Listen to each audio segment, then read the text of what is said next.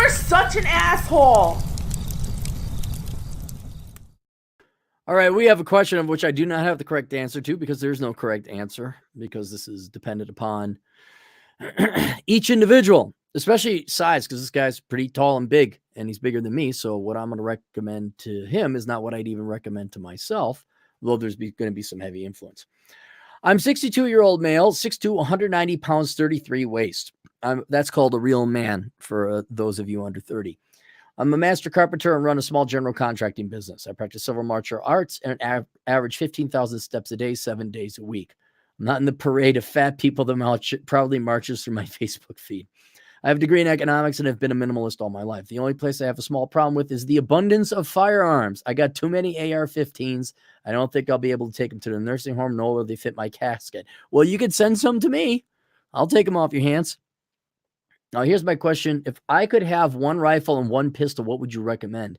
Everything is on the table, SBR, suppressor, caliber, etc. No full auto and no state restrictions. And the cost needs to be reasonable. What would be the best setup for a healthy man in his 60s and 70s? I'm going to drop some coin in asshole. So I'd like to get a video response. I said, okay, well, I said, you know this is going to up a can of worms because every wannabe firearms guy is going to be in the comments section. I need to know what kind of environment you'd be living in, city, rural, suburbs, etc., and if you plan on hiking, hunting, or being out in the wilderness at all.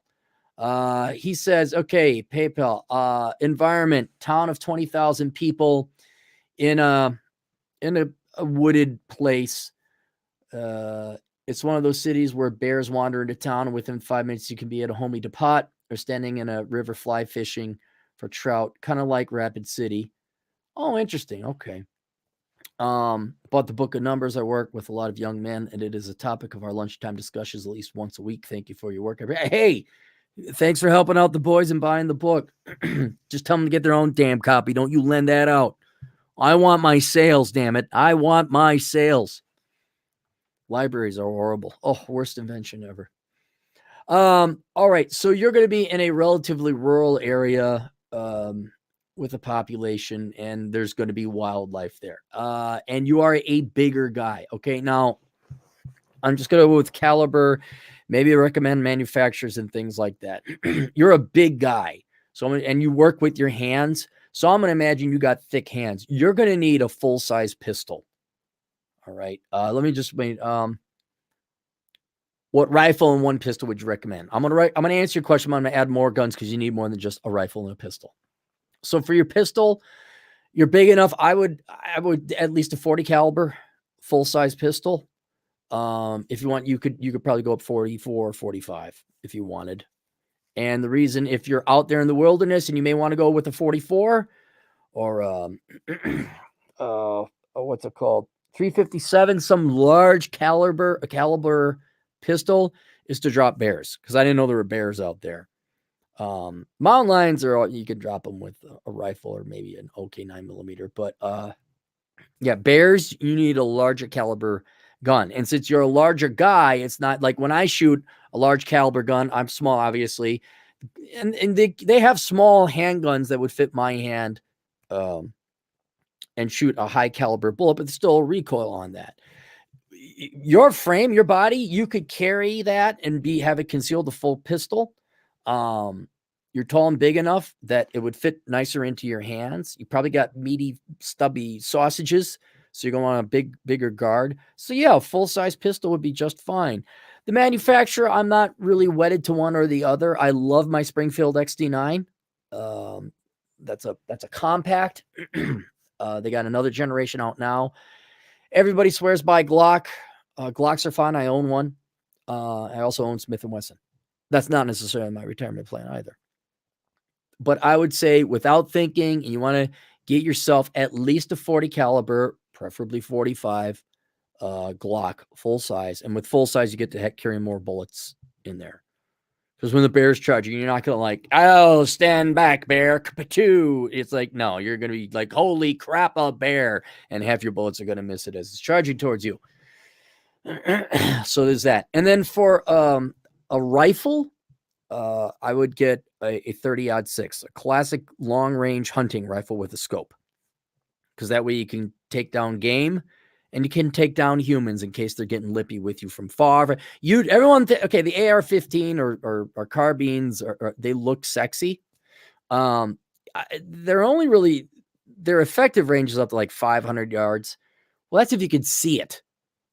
You know, you're really only looking at, I mean, they're accurate, don't get me wrong, but I'm only good at about 250 yards.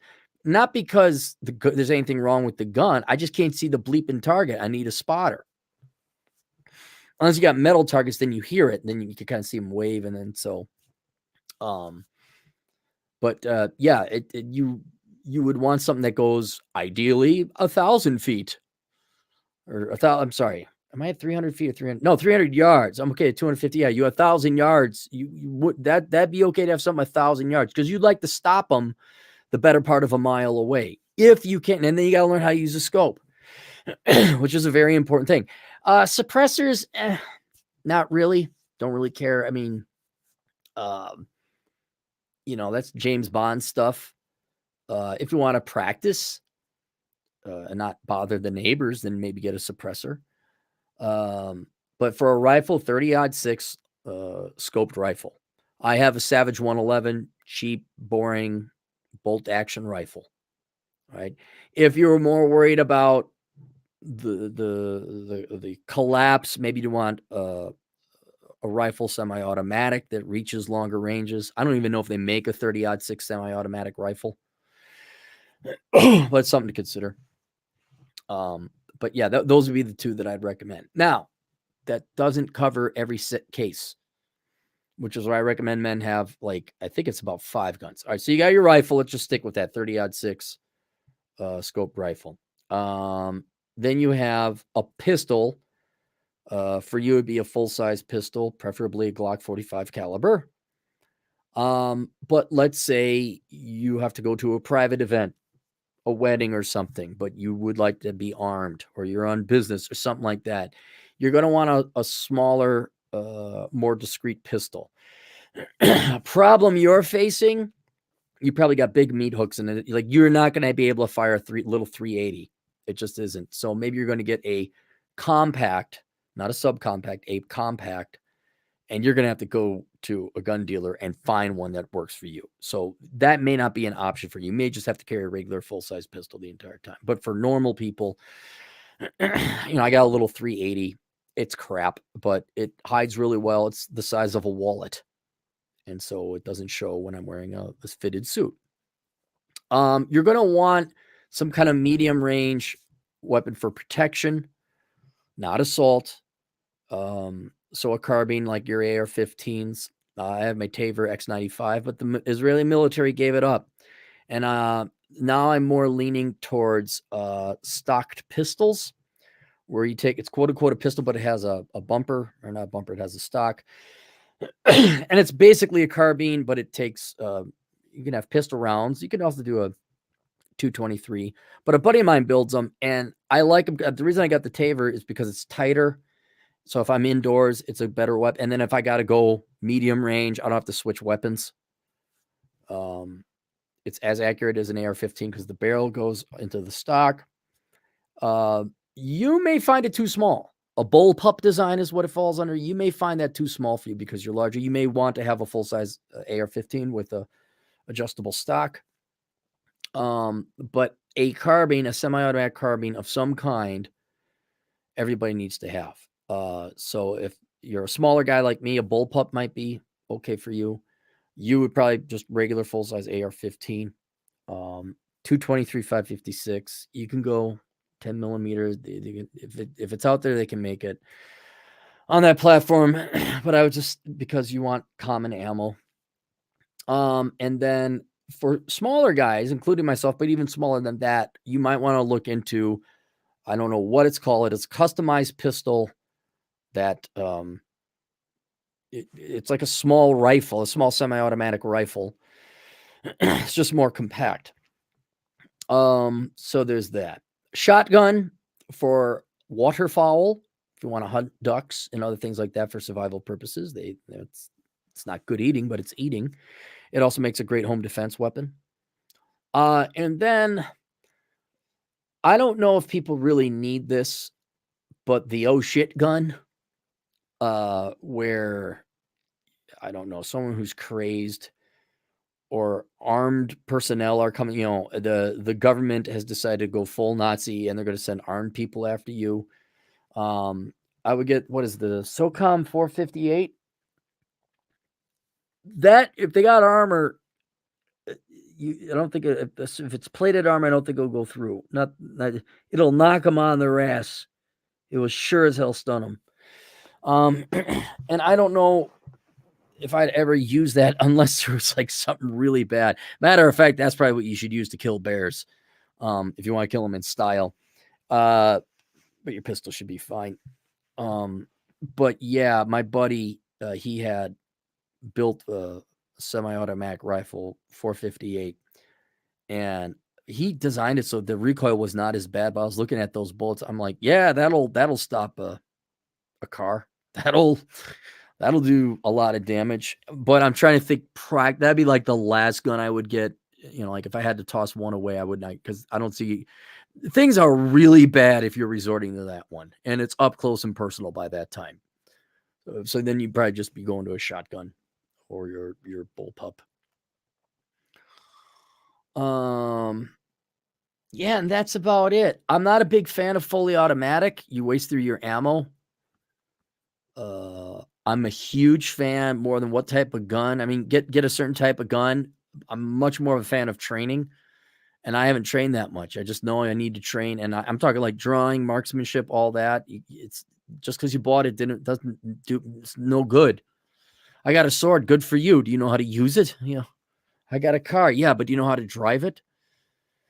And guns are the same thing. But that's what I would do. So shotgun, rifle, carbine. Your case, large caliber, full size pistol. Other people maybe compact 9mm for human protection. You can use your 45 for both shooting bear and human. Shotgun. And then things get really bad, your 458. That's what I would do. He sent some pictures. I'm sure other people will have comments. Renegade Show, $10. Recommendations for a Montana boy. Kimber 10mm stainless 1911 and on a Rugler Red Hawk 44 meg Hornady XT PHP ammo. Is that all one? Kimber 10mm rifle, Savage 110 270 Winchester. I can smack anything inside 800 yards with mine. Good. Yeah. So, and he shot more rifles than I have. So probably listen to what Renegade says. Renegade, $2. Also an AR plus Mossberg 512 gauge shotgun. Okay. And boring things, I don't know, but like putting a flashlight on some of your guns, especially for the home defense ones. Absolutely. Lasers. How far can you see the laser? Can you see do you have a scope? Can you see the laser way out there? All right. Well, then maybe, but that's about it. All right. I'm in South Dakota, man. I'm long gone. I'm out. All right. We'll see you guys later. Toodles.